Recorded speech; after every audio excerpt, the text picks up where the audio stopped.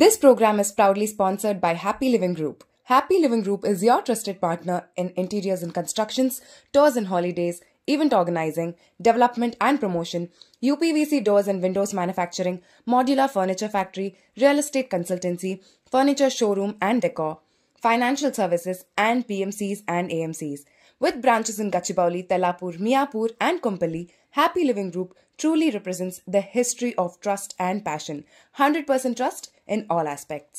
Hi, welcome to Masti's Cinema 24 Crafts.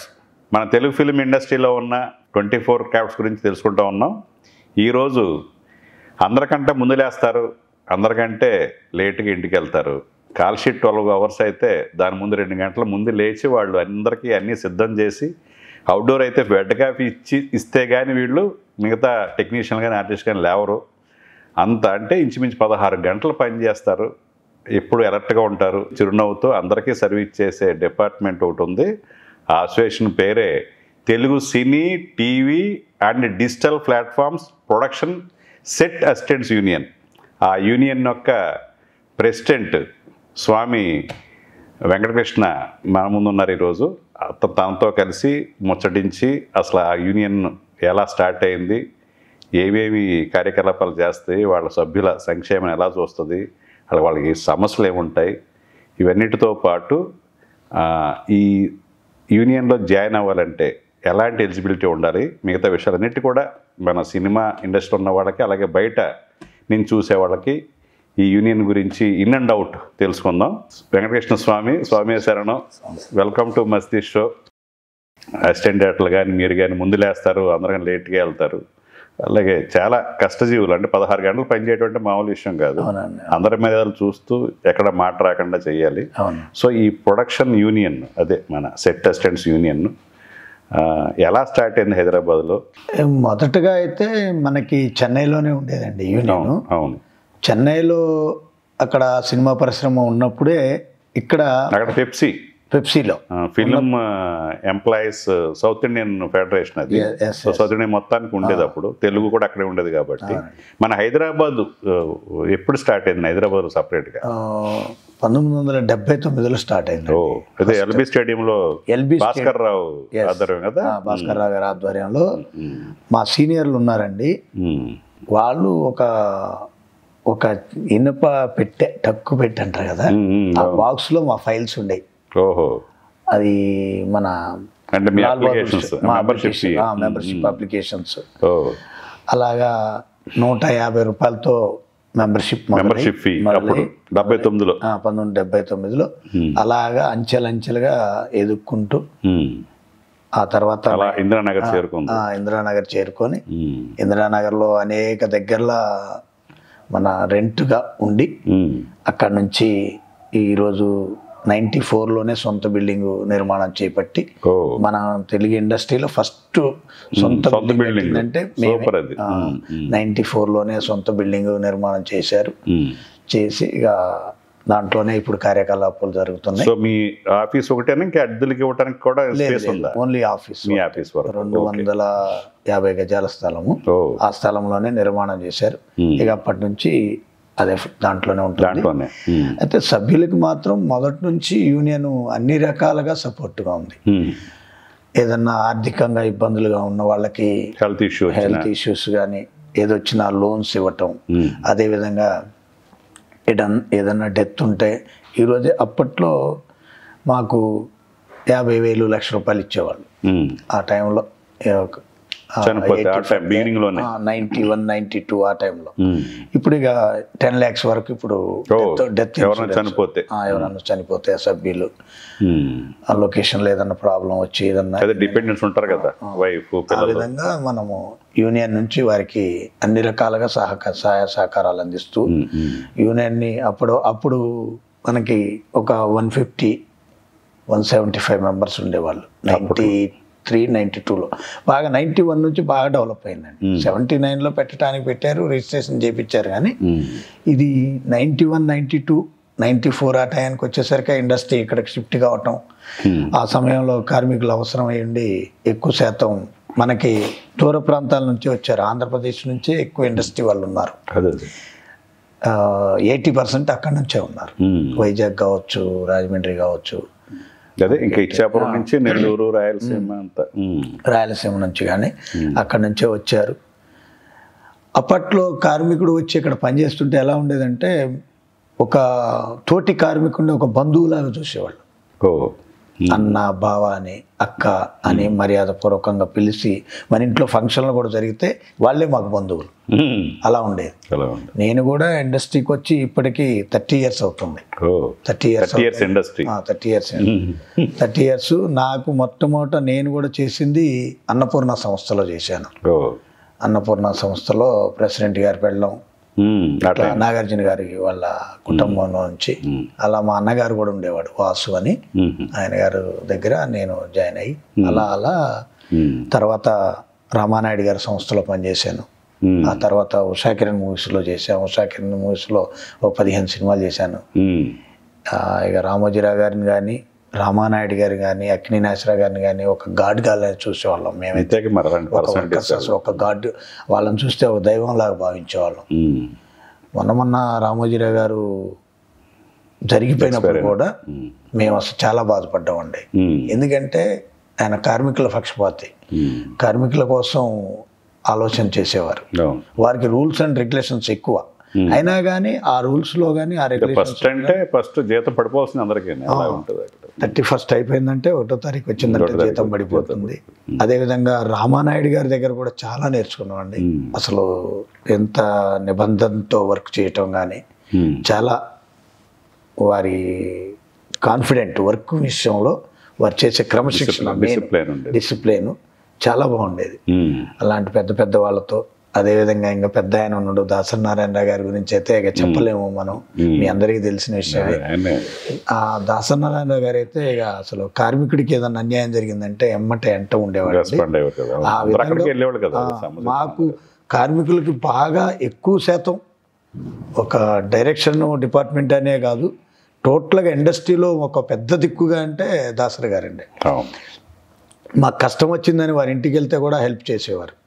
అప్పట్లో 94లో industry ఇక్కడ కొన్ని స్ట్రైకులు జరిగినాయండి. స్ట్రైకులు జరిగిన టైంలో కూడా వారు మాకు రైస్ ఇవ్వటం ఇలాగా.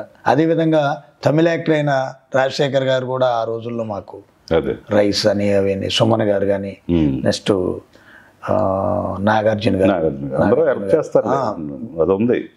గారు, చిరంజీవి గారు అయితే ఇక కరోనా టైంలో అయితే మర్చిపోలేదు.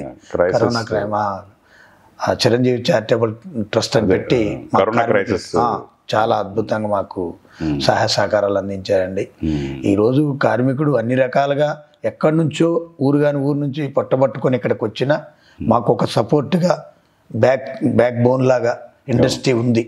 ఆ తల్లి, మేము తెల్లవారుజామున 4 గంటలకు లేస్తామండి వర్క్ విషయంలో. 4 గంటలకు లేచి 5 గంటలకు సెంటర్కి వచ్చి మా కార్యక్రమాలన్నీ, ఒకటి వాటర్ క్యాన్స్ అని ఇవని. అప్పట్లో ఇంకా పని ఎక్కువ ఉండేది. అప్పట్లో మనకి చెన్నై నుంచి వర్కర్స్ వచ్చేవాళ్ళు, వాళ్ళకి ఇక్కడ బెడ్ కాఫీ ఇవ్వటం కానీ, నైట్ క్యారేజీలు సప్లై చేయటం కానీ, రకరకాలుగా పని ఉండేది. అప్పుడు డాన్సర్స్ కూడా అక్కడ నుంచే వచ్చేవాళ్ళు. మనకి ఇక్కడ బాలాజీ డీలక్స్, ఇట్లా ఫిలిం నగర్లో ఇలాగా క్యారేజీలు సప్లై చేసేవాళ్ళం. అప్పట్లో కాల్ షీట్ లేదండి. నేను వచ్చిన కొత్తలో నాకు తెలిసి 110 రూపాయలు మా జీతం, ఎంతసేపు వర్క్ చేసిన. తర్వాత రాను కాల్ షీట్ వచ్చింది, 12 hours కాల్ షీట్, పర్వాలేదు. అయితే మాకు ఎంతమంది ఉన్నారు టోటల్గా? ఇప్పుడు ప్రెజెంట్గా మనకి ఒక 1100 మంది ఉన్నారు. 1100 అందరికీ పని ఉంటుంది కదా? అందరికీ అంటే ఎలా ఉంటుందంటే ఇది షిఫ్ట్ బై షిఫ్ట్ అండి. ఈ షెడ్యూల్లో వర్క్ చేసామనుకోండి, ఈ షెడ్యూల్లో ఉదాహరణకి డైరెక్టర్ గారి మీ సినిమా చేసాం, ఒక 20 రోజులు షెడ్యూల్, మళ్ళీ మేము వెంటనే వేరే సినిమా క్యాచ్ చేయలేము, వెళ్ళినా పని చేయలేమండి, అలసిపోతాం, చాలా విపరీతమైన స్ట్రెయిన్ అయిపోతాం. ఈ వర్క్ ఎలా ఉంటుందంటే రోజు 16 గంటలు ఒకటండి. మేము లొకేషన్లో ప్రతి సెకండ్ పని చేయాలి. వాటర్ ఇవ్వాలి, కాఫీ ఇవ్వాలి, టీ ఇవ్వాలి, టిఫిన్స్, ఆ తర్వాత మధ్యాహ్నం లంచ్, మళ్ళీ 11 o'clock ఏదో ఒకటి స్నాక్స్, ఏదో ఒక రకంగా వచ్చే గెస్ట్లు. మా ఇంటికి వస్తే ఒక గెస్ట్ని, బంధువుల్ని ఎలా చూసుకుంటామో మేము అలానే చూసుకున్నామండి. ఇప్పుడు వచ్చిన తరానికి కొంతమంది పిల్లలకి ఆ వర్క్ నైపుణ్యత తెలియట్లేదు, కానీ మేము అప్పటి మాత్రం చాలా నైపుణ్యంగా వర్క్ చేసేవాళ్ళం. ఆ మర్యాద, ఆ గౌరవం మాకు, మీరు ఆ విధంగానే ఇండస్ట్రీలో ఉన్న పెద్దలు ఆ విధంగానే మమ్మల్ని గౌరవించేవాళ్ళు, మేము కూడా ఆ విధంగానే పనిచేసేవాళ్ళం. ఆ రోజు డబ్బు గురించి మేము అసలు పనిచేసేవాళ్ళం కాదు. స్టార్టింగ్లో చెప్పాలి అంటే పని దొరికితే చాలు, సాయంత్రానికి అంత బుక్కడ బో దొరికితే చాలు అన్నట్టుగా పని చేసిన రోజులు ఉన్నాయి. అలా కష్టపడ్డారు ఇండస్ట్రీ. ఒకటండి, ఇండస్ట్రీని నమ్ముకొని పనిచేసిన ప్రతి ఒక్కరు కూడా ఇలా సస్యశ్యామలంగా ఉన్నారు, సొంత ఇళ్ళు ఉన్నాయి, వాళ్ళ కుటుంబాలు కానీ వాళ్ళ పిల్లలు కానీ మంచి చదువులు, మంచి జాబు ఉన్నారు. ఇంకా కొంతమంది ఇంకా వెనకబడి ఉన్నారు, ఇంకా కుటుంబ భారం కలిగిన వాళ్ళు కానీ అలా కానీ ఇలా కానీ రకరకాలుగా. అందుకే మేము ఇన్సూరెన్స్ కూడా చేద్దామని ఈ మధ్య టాపిక్ వద్దాం. ఇప్పుడు 150 రూపాయలతో స్టార్ట్ అయిన ఎంట్రీ ఫీ అంటే సబ్స్క్రిప్షను ఇప్పుడు ఎంత ఉంది? ఇప్పుడు ఎంత ఉంది సబ్స్క్రిప్షన్ ఫీజు? అదే ఇప్పుడైతే 5 lakhs వరకు 5 lakhs వరకు ఉంది. 5 lakhs తీసుకుంటున్నాం. వాళ్ళకి దానికి సంబంధించిన వాళ్ళకి కూడా చేస్తారు కదా, చనిపోతే 10 లక్షలు ఇస్తున్నారు. చనిపోతే 10 లక్షలు ఇస్తున్నాం. మళ్ళీ 20 years అబోవ్ రిటైర్మెంట్ 7 lakhs. వాళ్ళే వాలంటరీగా రిటైర్మెంట్ ప్రకటిస్తే 20 years తర్వాత 7 lakhs ఉంది. 7 lakhs ఇస్తారు. 7 lakhs ఉంది. ఓహో, మరి 5 లక్షలు కట్టి ఇలా కష్టపడాలంటే అందరికీ 5 లక్షలు దొరకవు కదా. అంటే వెల్ఫేర్ చేస్తున్నారు, దాని తగ్గట్టుగానే వెల్ఫేర్ చేస్తున్నారు. ముందు ఇండస్ట్రీలో వచ్చి ఒక ప్రొడక్షన్ బాయ్గా జాయిన్ అవ్వాలంటే 5 లక్షలు అందరూ కట్టగలుగుతారా? కడుతున్నారు సార్. ఎలా అంటే ఇది ఒక జాబ్ లాగా ఫీల్ అవుతున్నారు. అదే ఒక జాబ్ లాగా. ఎందుకంటే మనకి ప్రతి ఒక్కరికి హార్డ్ వర్కే, కానీ ఒక గ్యారంటీ ఒక మంత్కి వచ్చేసరికి నేను ఒక 30,000 40,000 సంపాదించగలను. ఈ ఒక పెద్ద సినిమా చేస్తే సినిమా ఎండ్ వరకు ఒక 1,50,000 వరకు సంపాదించగలను అనే నమ్మకం ఉంది. ఒక బాహుబలి ఉందండి, స్టార్టింగ్ నుంచి ఎండింగ్ వరకు 2 లక్షల రూపాయల పేమెంట్ కూడా తీసుకున్నారు మా సభ్యులు. డేస్ కూడా ఎక్కువ. అదే విధంగా కంటిన్యూగా పని దొరుకుతుంది కాబట్టి అలాగా వాస్తవంగా చెప్పాలంటే ఇబ్బంది పడట్లేదు. వెల్ఫేర్ చేస్తున్నారు. ఈ మధ్య కాలం కొంచెం రకరకాల చిన్న యూనియన్లు అని అవని ఇవని కొంచెం ఈ మధ్య ఇబ్బంది స్టార్ట్ అయ్యింది. ఇప్పుడు ఇంతకుముందు మనకి ఆంధ్రప్రదేశ్ కలిసి ఉండేది, ఇప్పుడు 2 ప్రాంతాలుగా విడిపోయేసరికి ఇక్కడ కొంతమంది యూనియన్లు అంటున్నారు, అక్కడ కొంతమంది యూనియన్లు అంటున్నారు. అయినా కానీ ఇండస్ట్రీ అనేది మాకే సపోర్ట్ చేస్తున్నారు. చాలా సందర్భాల్లో మా జనబడులు గారు నేను చెప్పింది ఏంటంటే, హైదరాబాద్లో తెలుగు ఫిలిం ఇండస్ట్రీ ఉంది. ఈ Telugu film industry not only 2 states, ప్రపంచంలో తెలుగు వాళ్ళందరికీ సంబంధం. అలాగే మన సినిమాలు పాన్ ఇండియా వేరే భాషల్లో వాళ్ళు కూడా చూస్తున్నారు, తెలుగు వెర్షన్ చూస్తున్నారు, వేరే లాంగ్వేజ్ చూస్తున్నారు. అవునండి. సో ఈ బోర్డర్స్ లేకుండా వెళ్ళిపోయింది. సో పైగా హైదరాబాద్లో ఉన్న సినిమా ఫీల్డ్లో పనిచేసిన వాళ్ళందరూ కూడా హైదరాబాద్లో పుట్టి పెరిగిన వాళ్ళు కాదు, రకరకాల ప్రాంతాలు. నేను కర్ణాటక నుంచి వచ్చాను, ఎవరు ఇచ్చాపురం, బరంపురం నుంచి వచ్చారు, రాయగఢ్ నుంచి వచ్చారు, ఒరిస్సా నుంచి వచ్చారు. ఈ 2 స్టేట్ నుంచే కాదు, వేరే స్టేట్, బెంగళూరు బార్డర్ నుంచి ఎంతమంది ఇక్కడ ఉన్నారు. ఇప్పుడు ఇక్కడ తెలంగాణ పేరుతో, అక్కడ ఆంధ్రప్రదేశ్ అనే పేరుతో వేరే అసోసియేషన్ పెడితే ఇక్కడ ఉన్న వాళ్ళకి ఇబ్బంది కలిగించాలనుకుంటే అది కరెక్ట్ కాదు కదా. కరెక్ట్ కాదండి. ఇప్పుడు తెలుగు ఫిలిం ఇండస్ట్రీ అనేది ఒకటే ఉంది ఇక్కడ. అవును, ఈ తెలుగు ఫిలిం ఇండస్ట్రీని నమ్ముకుని చేస్తున్నారు. సో ప్రభుత్వాలు కూడా ఆలోచించాలి. అలాంటి వాళ్ళని ఎంకరేజ్ చేయకుండా వీళ్ళు కూడా రకరకాల ప్రాంతాల నుంచి వెళ్ళారు, అక్కడ ఇండస్ట్రీ ఉంది కాబట్టి. మెడ్రాస్లో ఉండేది, అవును, ఆంధ్రప్రదేశ్లో ఎలా హైదరాబాదు ఫిలిం ఇండస్ట్రీ మారుతుంది, తెలుగు ఫిలిం ఇండస్ట్రీ అన్నారు కదా. అవును. సో ఇది మేము చాలాసార్లు చెప్తున్నాం, మీరు కూడా చెప్పండి మీ సైడ్ నుంచి కూడా. విషయం ఏదైతేనండి, నేను వాస్తవంగా అది ఎవరిని ఇబ్బంది పెట్టకూడదనే ఉద్దేశంతో ఉన్నాం, కానీ మేమైతే పోరాటమే చేస్తున్నాం. అదే, ఎందుకంటే ఇండస్ట్రీని నమ్ముకొని వచ్చిన వాళ్ళు ఎంతో మంది ఉన్నారు, కళాకారులు ఉన్నారు, ఒకటే అందరూ ఉన్నారు, అన్ని రకాలుగా. ఒకటే ఇక్కడ హైదరాబాద్లో ఉన్నవాళ్ళు హైదరాబాద్ వాళ్ళు కాదు. హైదరాబాద్ ఇండస్ట్రీ రావటం వల్ల తెలంగాణ ప్రాంతం కోసం చాలా హెల్ప్ అయింది. ఈజీ యాక్సెస్ కదా మనకి. ఎలా పూర్వం మద్రాసు క్యాపిటల్ ఉండి అందరూ అటు మద్రాసు ఈజీగా వెళ్ళగలిగేవాళ్ళు. హైదరాబాద్ రావడం వల్ల ఎంతో మంది రీక్రియేటర్స్, డైరెక్టర్లు, హీరోలు ఈరోజు తెలంగాణ పార్టిసిపేషన్ చాలా ఎక్కువ ఉంది ఇక్కడ. దానికి ముఖ్య కారణం ఏంటంటే హైదరాబాద్లో ఇండస్ట్రీ ఉండటం వల్ల అడ్వాంటేజ్ అది. సో ఇక్కడ ఇండస్ట్రీ ఉండగా మళ్ళీ తెలంగాణ పేరుతో వేరే ఉండకూడదు. అలాగని అక్కడ ఆంధ్రప్రదేశ్ పేరుతో ఉండకూడదు. ఎందుకంటే వీళ్ళే అందరూ అన్ని ప్రాంతాల నుంచి వచ్చిన వాళ్ళే కదా. ఇదే ఎక్కడ ఉన్నా ఇదే ఉండాలి. ఎక్కడ కూడా జాయిన్ అవ్వచ్చు ఇందులో. అది కరెక్ట్గా తెలియజెప్పాలి. చాలామంది ఈ లీడర్షిప్ల కోసం అసోసియేషన్లు పెట్టుకోవడం, పోస్టర్లు వేసుకోవడం, ఇదేదో పెద్ద సంస్థ అనుకుని మినిస్టర్లు కూడా రావటం అక్కడికి. ఇది అసలు ఒక అవగాహన లేక, ఇండస్ట్రీ మీద అవగాహన లేక చాలామంది చాలా విధాలుగా మాట్లాడుతున్నారు, వ్యవహరిస్తున్నారు. సో అందరూ మన ఫెడరేషన్లో కూర్చొని దీనికి ఒక గవర్నమెంట్కి, అక్కడ గవర్నమెంట్ ఇక్కడ గవర్నమెంట్కి ఒక మెమొరాండం ఒకటి సమర్పించాలి. దీని మీద ఒక పరిష్కారం కూడా దీనికి ఉండాలి. ఎందుకంటే ఈరోజు అదే ఆ ఇబ్బందులు అంటున్నాను. భవిష్యత్తు ఉందండి, ఈ ఇబ్బంది భవిష్యత్తు ఉందండి, గ్యారంటీగా ఉంది భవిష్యత్తు. ఎందుకంటే ఈరోజు నిరుద్యోగులు ఎక్కువైపోయారు. దానివల్ల ప్రతి ఒక్కరూ సినిమా ఇండస్ట్రీ, సినిమా గ్లామర్ మీద మొగ్గు చూపుతున్నారు. దానివల్ల ఏమవుతుందంటే అప్పుడు ఈ భేదాలు మొదలవుతాయి. ఆల్రెడీ కొన్ని ఇప్పుడు డాన్సర్స్ అసోసియేషన్ అని, డ్రైవర్లు కానీ, మా అసోసియేషన్లో కానీ, మా దగ్గర కానీ ఫెడరేషన్ లీడర్షిప్ స్ట్రాంగ్ గా ఉండాలి.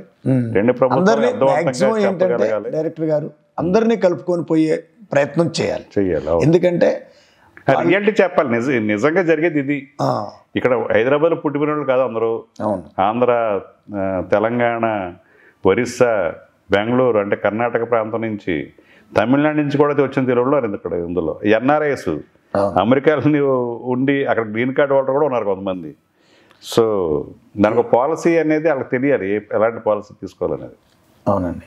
అయితే ఇక్కడ చిన్న విషయం అండి, ఒక సందర్భంలో మరి ఇబ్బందులు అయ్యి, అంటే ఇప్పుడున్న తెలుగు మీ అసోసియేషన్కి ఎంప్లాయ్మెంట్ తగ్గుద్దని ఇలాంటివన్నీ వస్తే అంతేనా? అవును.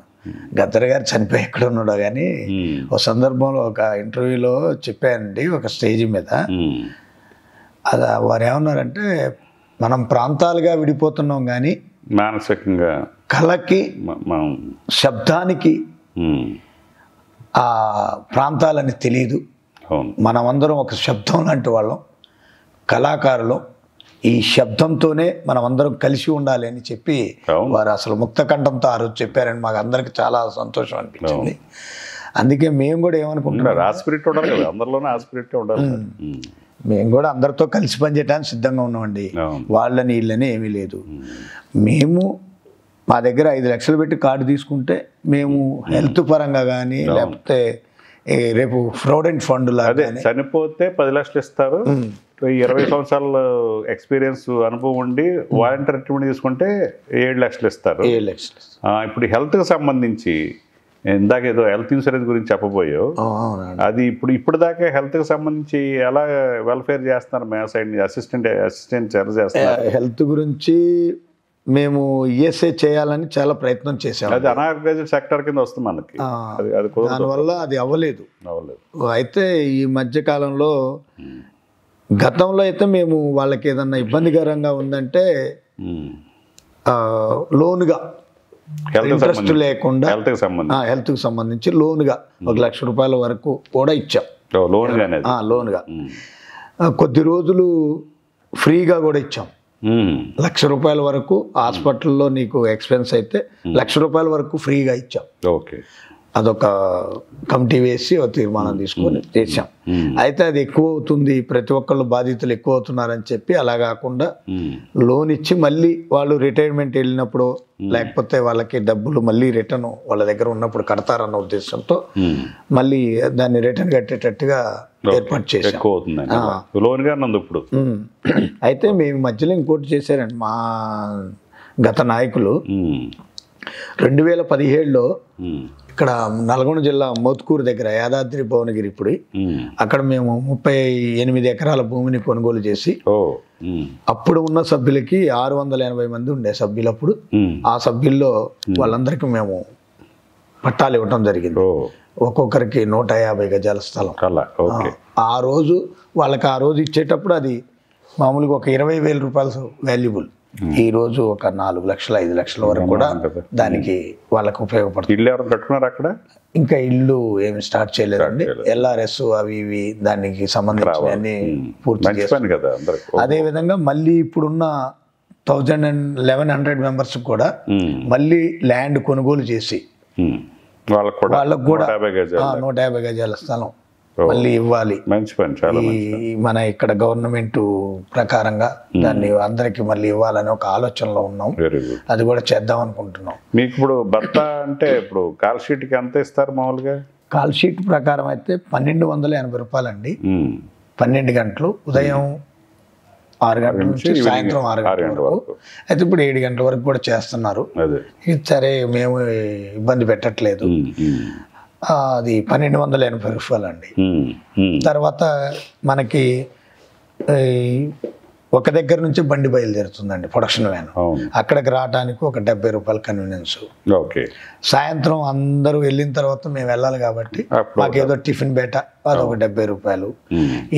ఈ మధ్యకాలంలో వర్క్లో బాగా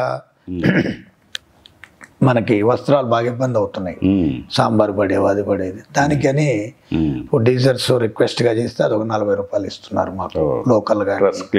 డ్రెస్ క్లీనింగ్ కానీ అది స్పెషల్ కన్వీనియన్స్ లాగా ఒక 40 రూపీస్ ఇస్తున్నారు. సో 180 రూపీస్ అడిషనల్గా మొత్తం టోటల్గా మనకి ఫస్ట్ కాల్ షీట్కి 1460 రూపాయలు వస్తుంది ఫస్ట్ కాల్ షీట్. ఆ విధంగా హాఫ్ కాల్ షీట్ ఉంది, 6 to 9 ఇస్తారని చేయకపోతే లేదు. సండే అనేది డబుల్ కాల్ షీట్. అదే విధంగా పండగలే అన్న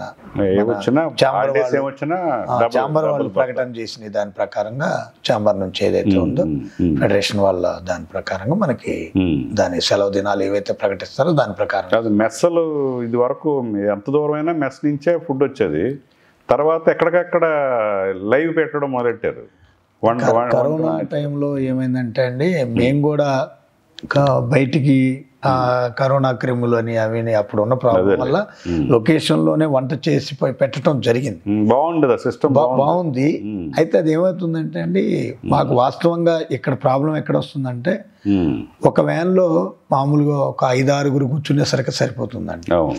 ఈ వంట చేయటం, మళ్ళీ వంట వాళ్ళని ఎక్కించుకోవటం, దాని మెటీరియల్ కూడా మళ్ళీ ఇదే వ్యాన్లో ట్రావెల్ చేయటం, మాకు ఇక రకరకాల ఇబ్బందులకు గురవుతుంది. కూర్చోడానికి ప్లేస్ లేకపోవటం, లొకేషన్కి పోయిన తర్వాత ఇంతకు ముందు మనం లొకేషన్కి వెళ్తే మార్నింగ్ 7 o'clock లొకేషన్కి వెళ్ళామంటే స్పాట్కి వెళ్ళి ఒక టేబుల్ వేసి అక్కడ వాటర్ క్యాను, వాటర్ బాటిల్స్ పెట్టి కాఫీ టీ రాగానే ఇచ్చేవాళ్ళం. ఇచ్చేసి తర్వాత 8:30, 9 o'clock టిఫిన్ పెట్టేవాళ్ళం. ఇప్పుడు ఏమవుతుందంటే అండి, వర్క్ స్టెయిన్ ఎక్కువ అయిపోతుంది. మేము కూడా ఇబ్బంది అవుతుంది. డైరెక్టర్ గారు ఏదైనా దోశ అడిగినా ఇవ్వాలని చెప్పి టిఫిన్ సెక్షన్ స్టార్ట్ చేసాం. అది ఒక దాంతో ఆగట్లేదు. మసాలా దోశలని, ఉల్లి దోశలని రకరకాలుగా. ఇక ఒక్కొక్కరు నాలుక నానా రుచులు అన్నట్టు ఇక వారు కూడా కొన్ని రకాలుగా ఇబ్బందులు పెడుతుంటే ఆ మధ్య కొంచెం టైట్ చేసాం. టిఫిన్ సెక్షన్ కూడా ఆపాలని. ఇక అది తప్పక ఏదన్నా అర్జెంట్ అంటే టిఫిన్ వరకు ఇస్తున్నాం అండి. లంచ్ మాత్రం మెస్కే వెళ్తున్నాం. మరి 50 కిలోమీటర్ల అవతల మెస్ నుంచి వస్తుంది, మెస్ నుంచే తీసుకొస్తాం. ఎందుకంటే మెస్ లో ఉన్న వాళ్ళు ప్రొఫెషనల్ గా పని నేర్చుకొని పని చేసేవాళ్ళండి. మన దగ్గరికి వచ్చేవాళ్ళు అలా పని నేర్చుకొని పనికి వచ్చే వాళ్ళకి మనం ఒక 70 మందికి ఫుడ్ సప్లై చేయాలంటే వాళ్ళ పేమెంటే ఉంటుంది 4,000 దాకా. వాళ్ళకి 4,000 ఇచ్చి ఇదంతా చేయాలంటే నిర్మాతతో అవ్వదండి, ఇబ్బంది అవుతుంది. అలాని నాచురకం ఫుడ్ పెట్టి వాళ్ళని ఇబ్బంది పెట్టే ఉద్దేశంలో మేము లేవండి. ఎందుకంటే మనకి ఇంతకు ముందు నుంచి ఎన్నో సంవత్సరాల నుంచి మెస్లు ఉన్నాయి. స్రవంతి మెస్ ఉంది, రమేష్ గారి మెస్ ఉంది, ఇంకా సూపర్ గుడ్ మెస్ అని రకరకాలుగా చాలా మంది ఉన్నాయి. మా రంగనాథ్ మెస్ కూడా పెట్టుకున్నాడు. అదే విధంగా మా ప్రొడక్షన్ డిపార్ట్మెంట్ వాళ్ళు ఈ మధ్య కాలంలో నాగు అని, ఇంకా ప్రతాప్ అని, చాలా దూరం అనుకో 60 కిలోమీటర్ 70 కిలోమీటర్ అంటే అప్పుడు మెస్ పెట్టాల్సింది. అక్కడ తప్పదు అంటే ఏర్పాటు ఏదైనా ఉంటే చేస్తున్నాం. అంతేగాని అవుట్డోర్ వెళ్ళినప్పుడు కూడా అక్కడ అవుట్డోర్ లో ఉంటే మనకి అక్కడ తీసుకెళ్లేవాళ్ళు మెస్ ఏర్పాటు చేస్తారు కదా. ఆ మెస్ దాని ప్రకారంగా మనం అక్కడ నుంచి ఫుడ్ సప్లై చేస్తున్నాం. ఇప్పుడు 5 లక్షలు ఫీజు కదా, ఇప్పుడు దీనికి ఎలిజిబిలిటీ ఎలా చూస్తారు? అంటే మీ దగ్గరికి వచ్చి నేను ప్రొడక్షన్ యూనియన్లో జాయిన్ అవ్వదు అనుకుంటున్నాను, నాకు మెంబర్షిప్ ఇవ్వండి అంటే వస్తారా? లేకపోతే ఏదన్నా వాడికి పని వచ్చా లేదా అడుగుతాం. పని గురించి నేను ఫస్ట్ ప్రొడక్షన్ అంటే ఏంటి నానా అని అడుగుతాను. అంటే మా మావయ్య ఉన్నాడు, నేను మొన్న 10 రోజులు పనిచేశాను, ఇంతకుముందు పోయిన సంవత్సరం వచ్చి ఒక 20 రోజులు పనిచేశాను, నాకు తెలుసండి అని అంటే వాళ్ళు చెప్తారు. ఎక్స్పీరియన్స్ ఉంది. లెటర్ ఇస్తారా మాకు? గతంలో తీసుకునే వాళ్ళం అండి, ఒక ప్రొడక్షన్ మేనేజర్ దగ్గర, నెక్స్ట్ ప్రొడ్యూసర్ దగ్గర కూడా తీసుకునే వాళ్ళం. ఇక రాను రాను మెంబర్స్ ఎక్కువ అవుతున్నారు, అందులో ఈ రిలేషన్షిప్ లోనే వస్తున్నారు ఎక్కువ శాతం. ఇప్పుడు వైజాగ్లో మా పిల్లలు ఉన్నారు, మా పిల్లలకు సంబంధించిన వాళ్ళ అన్నదమ్ముల పిల్లలు, అక్క చెల్లెల పిల్లలు ఇట్లా కుటుంబ పరంగానే వస్తున్నారు. ఈరోజు ఇండస్ట్రీలో మా యూనియన్లో కుటుంబ పరంగా 100 మంది ఉన్నారు. అట్లా అందుకని మేము ఇక దానికి ఒక ఎలిజిబిలిటీ అంటే 10th class certificate, 10th class memo ఉండాలి. 10th క్లాస్ టెన్త్ మెమో ఉండాలి. ఫస్ట్ 10th క్లాస్ ఉండాలి మినిమం. Minimum 10th. తర్వాత ఎవరన్నా తెలిసిన ఇద్దరు మెంబర్స్ సంతకం పెట్టాలి. ఓకే, మీ మెంబర్స్? మా మెంబర్స్. ఓకే. ఆ విధంగా వారు డీడీ కూడా మేము క్యాష్ పరంగా తీసుకోండి, సింగిల్ ఎన్పి కూడా క్యాష్ లేదు. 5 లక్షలు ఏదో ఒక బ్యాంక్ నుంచి డీడీ తీసుకురావాలి. అలానే అలా చేయబట్టే మరి మేము చాలా స్థలం గతంలో కొన్నాం, మళ్ళీ ఇప్పుడు కొనాలనుకుంటున్నాం. ఎంత ఉంది ఫండ్? ఎంత ఉంది ఇప్పుడు కూడా 5 కోట్ల పైబడి ఉంది. 5 కోట్ల పై. ఓకే, అంటే ఫిక్స్డ్ డిపాజిట్. డ్రైవర్స్ కానీ వెనకబడి ఉన్నారు, వాళ్ళు 10 కోట్లు ఉంది. అంటే వాళ్ళు ల్యాండ్ కొనలేదండి, మనం ల్యాండ్ కొన్నాం మధ్యలో. మనం ల్యాండ్ కొనుగోలుకి అప్పట్లో ఒక 2.5 కోట్లు అయింది. ఆ తర్వాత దాని డెవలప్మెంట్ అని అదని ఇంకో 2 కోట్లు అయింది. 4 కోట్ల వరకు. బత్తా నుంచి ఎంత పర్సెంటేజ్ యూనియన్కి వెళ్తుంది ఒక బత్తా, ఒక మనిషి బత్తా? అట్లా కాదండి, గతంలో 2% లెక్క తీసుకున్న వాళ్ళం, 100కి 2 రూపాయల లెక్క. అయితే అది కొంతమంది పని చేస్తున్నారు, కొంతమంది చేయట్లేదు. ఇక్కడ సంబంధించిన ప్రతి ఒక్కరికి ఇక్కడ ఫలాలు అందుతున్నాయి కాబట్టి అందరిని సమానంగా చూడాలని పని చేసినా చేయకపోయినా వాళ్ళు ఇయర్లీ 6,000 రూపాయలు యూనియన్కి కట్టాలి అంతే. ఇంకా అది యూనియన్ నుంచి 2% లేదు, పర్సంటేజ్ ఏం లేదు. 6,000 రూపాయలు చేసినా చేయకపోయినా 6,000 కట్టాలి. అది మనకి యూనియన్ మెయింటెనెన్స్కి వెళ్ళిపోతుంది. యూనియన్ ఒక మేనేజర్ ఉన్నాడు, ఆఫీస్ బాయ్, క్లీనింగ్ లేడీస్, ఒక పంతులు, అదేవిధంగా ఆఫీస్ బేరర్స్, మేము కూడా 3 జీతం తీసుకుంటాం. ఎక్కడ మేము పని చేయకూడదు కూడా. మాకు 30,000 ఇస్తున్నారు. 30,000 ఇస్తున్నారు ముగ్గురికి. ఒక్కొక్కరికి సెక్రటరీ ట్రెజరర్ ఒక్కొక్కరికి 30,000. ఆ విధంగా 90,000 మామూలు. రోజు పని ఉంటుంది మీకు? రోజు కంపల్సరీ. ఇప్పుడు 1000 పైబడి ఉన్నారు కాబట్టి ఏదో కాల్ చేస్తారు. అందులో నేను వచ్చిన తర్వాత ఈ కరోనా తర్వాత ఇండస్ట్రీలో కొంచెం హెల్పర్స్ ఎక్కువైపోయారండి. ఆ టైంలో నేను గెలిచినాక, నేను గతంలో 2 సంవత్సరాలు గెలిచాను, మళ్ళీ ఇప్పుడు అప్పుడు నేను మార్నింగ్ 5 o'clock సెంటర్కి వచ్చేసేవాడిని. ఏ బండిలో ఏ సభ్యుడు ఎక్కాడు అని చెప్పి డైరెక్ట్ బండిలో ఎక్కి చెక్ చేసేవాడిని. అలాగ మొదలు పెట్టాను నేను నాన్ నెంబర్స్ అరికట్టడానికి. అలాగా ఒకే సంవత్సరం మేము 150-200 మెంబర్స్కి మెంబర్షిప్ ఇచ్చాం. ఎందుకంటే కరోనాకు ముందు కరోనా టైంలో, ఆ టైంలో మెంబర్షిప్లు తీసుకోలే ఎవరు. ఆ టైంలో ఇండస్ట్రీకి వచ్చిన వాళ్ళు, ఇట్నే రిలేషన్లో వచ్చిన వాళ్ళు అక్కడే కూడా పనిచేస్తూ ఇండస్ట్రీలోనే ఉన్నారు. ఈ 150-200 మంది కూడా. అలాంటి వాళ్ళకి పని ఆఫ్ చేసి మెంబర్షిప్ ఇచ్చి మళ్ళీ పనికి పంపిస్తున్నాం. అలా ఎక్స్పీరియన్స్ వాళ్ళకి ఇండస్ట్రీలో ఎలా వెళ్ళాలి, ఎలా చేయాలనేది ఎక్స్పీరియన్స్ ఉంది. అలాగా పని. ఇప్పుడు హెల్త్కి సంబంధించి ఇప్పుడు 30,000-35,000 కన్నా ఎక్కువ సంపాదించలేరు కదా. మరి హెల్త్కి సంబంధించింది కొంచెం మళ్ళీ అది కూడా మీరు లోన్గానే ఇస్తున్నారు? లోన్గానే ఇస్తున్నాం. అది చేయాలని బాగుంటుంది. పెట్టామండి మొన్న SBI వాళ్ళది ఇన్సూరెన్స్ ఒకటి చూసాం, స్టార్ హెల్త్ ఒకటి చూసాం, IDBI ఒకటి చూసాం. పోస్ట్ ఆఫీస్లో ఉంది కానీ అది ఓన్లీ డెత్తే ఉంది. ఇలా రకరకాలుగా అన్ని చెక్ చేసామండి. నెక్స్ట్ ఇన్సూరెన్స్ చేస్తాం. అది మేము కూడా మొన్నే చేసాం, గ్రూప్ ఇన్సూరెన్స్. అది చేస్తే కొంత ఉపయోగం మళ్ళీ. అది అంటే 5 లక్షలు ఫీజు కడుతున్నారు మీరు, వాళ్ళు వాలంటీర్ ఎప్పుడు బాగానే ఇస్తున్నారు, చనిపోయినా మంచి అమౌంట్ ఇస్తున్నారు. మళ్ళీ అంత్యక్రియలకు కూడా డబ్బులు ఇస్తామండి. అంత్యక్రియలకు 25,000 ఇస్తాం. ఓకే. యూనియన్ వాళ్ళకొక పట్టు, తల్లిదండ్రి లాగా అదే భరోసా ఉంటుంది. అసలు చాలా భరోసా. ఆ భరోసానైతే అప్పటి నుంచి మాకు ముందు యూనియన్ పరిపాలించిన లీడర్లు కానీ ఇప్పుడు కానీ యూనియన్ అంటే ఆ మెయింటెనెన్స్ అలా ఉంది, ఇప్పుడు ఎక్కడ తగ్గలేదు ఆ విషయం. 6,000 ప్రతి మెంబర్ ఎవరికి కడతాడు, అది మెయింటెనెన్స్ సరిపోతుంది. మెయింటెనెన్స్ ఈ సబ్స్క్రిప్షన్ తోటి 5 కోట్లు ఉంది అంతే. 5 కోట్లు. సో ఇది ఇంకా కొంతమందిని కొత్త వాళ్ళని చేర్చుకుంటే మరి ఉండదు, ఉన్న వాళ్ళకి అయితే ఉద్యోగాలు ఉండవు. అంటే 1 మంత్లో 2 రిటైర్మెంట్ ఇస్తే 2 కార్డులు ఇస్తున్నారు. అలాగా 1100 మంది రీప్లేస్ అవుతుంటారు అంతే. అలాగా, ఓకే ఓకే. అదేవిధంగా మేమేమనుకుంటున్నాం అంటే అండి, ఈరోజు ఇక్కడ గవర్నమెంట్లో ఉన్న, తెలంగాణ గవర్నమెంట్లో ఉన్న పెద్దలను కలిసి ఈఎస్ఐ చేస్తే బాగుంటుందని ఒక ఆలోచన ఉందండి. సెంట్రల్ గవర్నమెంట్ అనుకుంటుంది. సెంట్రల్ గవర్నమెంట్ అది మేము ఇండివిజువల్గా ట్రై చేసాము. అది ఇండివిజువల్గా ట్రై చేస్తే ఫర్ మంత్ 750 రూపాయలు కట్టాల్సి వస్తుంది. అవును. అలా కట్టాలంటే ఫర్ మంత్ అలా కట్టుకుంటూ పోతే మనకి వాళ్ళు ఇచ్చే 6,000 కూడా సరిపోదు.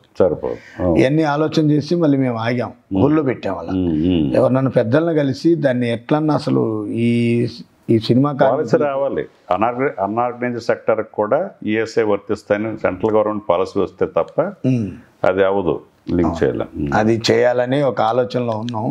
పెద్దలను కలవాలి, సీఎం గారిని కానీ లేకపోతే మీలాంటి వారిని సపోర్ట్ ట్రై చేసాం. ఫెడరేషన్ నుంచి ఏమన్నా కాన్ఫెడరేషన్ అనేది ఒకటి ఉంది కదా, 6 ఫెడరేషన్లు, దాంట్లో నాయకులంతా ఇన్ఫర్మేషన్ బ్రాడ్కాస్టింగ్ మినిస్టర్కి వెళ్ళి అన్ని చేయాలి, ఇవన్నీ చేయాలి.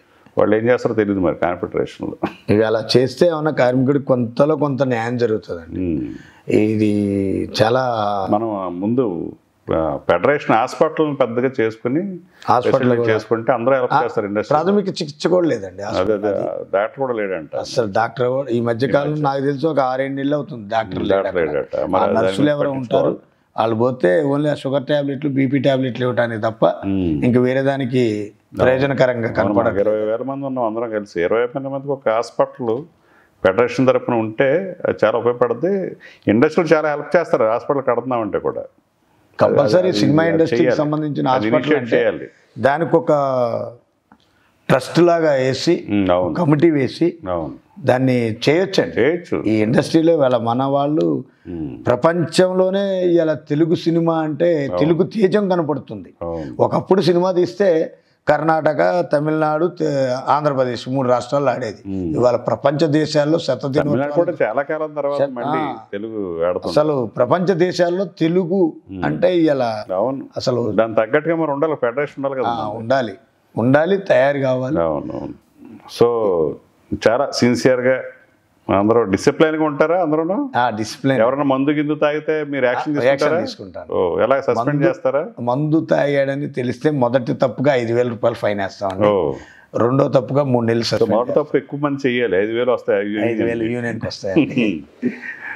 సో అలా ఎన్నిసార్లు క్రమశిక్షణ విషయంలో మాత్రం మా యూనియన్ పర్ఫెక్ట్ గానే ఉంది. ఇంకా ఎన్నిసార్లు చూస్తారు అలాగే తప్పులు? 3 సార్లు. 3వ తప్పుకి జనరల్ బాడీలో తీసుకొచ్చి శిక్ష చేయాలి, ఆ శిక్ష. అదే విధంగా సస్పెండ్. అదే విధంగా పేమెంట్లు వచ్చి అతను ఓన్గా తినేసి సభ్యులకి చెల్లించకుండా ఉంటే కూడా యాక్షన్ తీసుకొని మెంబర్షిప్ తొలగించేసి సభ్యులకి పేమెంట్ ఇచ్చేస్తాం. అలా కూడా గతంలో ఒక 3-4 మెంబర్ జరిగినాయి అలా. ఇంకా తిరిగి మళ్ళీ జాయిన్ అవ్వాలంటే మళ్ళీ 5 లక్షలు కట్టాల్సింది. జాయిన్ అవ్వాలంటే మళ్ళీ 5 లక్షలు కట్టాలి. ఇక రాని ఒకసారి తప్పు అయిపోయింది మరి జరగదంటే ఇక అప్పుడు అందరి రికమెండేషన్ మళ్ళీ అతను లెటర్ రాయాలి. అలా జరిగినాయా? మళ్ళీ ఒక 4-5 ఉన్నాయి, అలా ఉన్నాయి. ఇండస్ట్రీ వద్దనుకొని వెళ్ళిపోయి ఎక్కడా బతకలేక మళ్ళీ వచ్చారు. వచ్చిన వాళ్ళకి ఇక సరే మన వాళ్ళే కదా అని చెప్పి ఇచ్చాం, మెంబర్షిప్ ఇచ్చాం. సో మన బాయ్స్ పిల్లలందరూ కూడా బాగా చదివించడాలు అవి చేస్తారా? పర్వాలేదు. ఓ అని గొప్పగా కాదు, సామాన్య ఎడ్యుకేషన్కి ఏమన్నా హెల్ప్ చేస్తారా పిల్లలు? మీ యూనియన్ పిల్లలకి, మెంబర్స్ పిల్లలకి గతంలో పుస్తకాలు అనేవి ఇచ్చామండి. ఈ మధ్యకాలం అయితే ఇవ్వట్లేదు. అది కూడా చేయండి. ఎడ్యుకేషన్ మంచిదే కదా, పిల్లలే కదా బాగుపడేది, మన పిల్లలే కదా. ఎడ్యుకేషన్ కూడా మీరు హెల్ప్ చేయొచ్చు. ఆలోచన చేయాలి, మంచిదే కదా. పెట్టుబడే, పిల్లల మీద పెట్టుబడే చదివించడం అంటే. అవునండి, చదువు అనేది వాళ్ళకి పెట్టుబడితో సమానమేగా. ఇంకా మీ యూనియన్ అంతే కష్టపడేవాళ్ళు కాబట్టి ఆరోగ్యం కూడా చాలా జాగ్రత్త చూసుకోవాలి వాళ్ళందరూ. సో మాకేం లేదండి, ఈ ఛానల్ నుంచి మేము కోరుకునేది ఒకటే, కార్మికుడికి ఎక్కడా లేనంత ఇదిగా ఎక్కువ టైమింగ్స్ పనిచేసేది ఓన్లీ ఫిల్మ్ ఇండస్ట్రీలోనే. ప్రతి డిపార్ట్మెంట్, మేమనే కాదు, వాళ్ళకి ఏంటంటే రోజువారీ వేతనం ఇస్తే బాగుంటుంది అనేది నాకు ఆలోచన. అదేవిధంగా నిర్మాత కూడా ఉంది, డైలీ వేజెస్ అనేది ఉంది. కొంతమంది అంటే పెద్ద కంపెనీలు గ్యారంటీగా వస్తాయి కదా, వాళ్ళు ఒక పేమెంట్కి ఇవ్వటం అలా జరుగుతుంది. కొత్త వాళ్ళ దగ్గర బాగానే వసూలు చేస్తారు మన వాళ్ళు ఇస్తున్నారు. నిర్మాత ఏంటంటే వాళ్ళు గౌరవప్రదంగా చేస్తున్నారు. ఈ పెద్ద నిర్మాతలు కూడా మాకు బ్యాంక్ లాంటి వాళ్ళు అడిగి కొంచెం లేట్ అవుతే మాకు కొంచెం ఉడిదొడుకులు.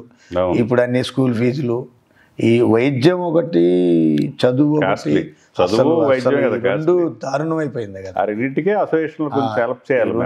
అసలు ప్రైవేట్ పరం అయిపోయి వైద్యం ఒకటి, చదువు అందరినీ దాక్షలాగా అయిపోయింది చాలా మందికి. అది ఈరోజు హైదరాబాద్లో ఎక్కువ ఖర్చు పెడుతున్నాం దేని మీద అంటే చదువు ఒకటి, వైద్యం ఒకటి, ఈ రెండే. సో నెక్స్ట్ మళ్ళీ ఇంకా మిగతా వాళ్ళకి తొందరగా నీ ఆధ్వర్యంలోనే, స్వామి ఆధ్వర్యంలోనే మళ్ళీ ఎకరాలు కొని వాళ్ళకి కూడా స్థలాలు ఇచ్చి, సో ఎడ్యుకేషన్కి అలాగే హెల్త్కి సంబంధించి కొంచెం ఇంకా మీరు సంపాదించిన 30,000 35,000కి బడ్డీనే అవుతుంది కాబట్టి అవి కూడా వాటిని కూడా కొంచెం ఎక్కువ మీరు వాళ్ళకి సపోర్ట్గా నిలబెడితే అంతకన్నా ఇంకా అవసరం లేదు. వెల్ఫేర్ నిజంగా అందరూ హ్యాపీగా ఉంటారు. హ్యాపీ అండి. So thank you.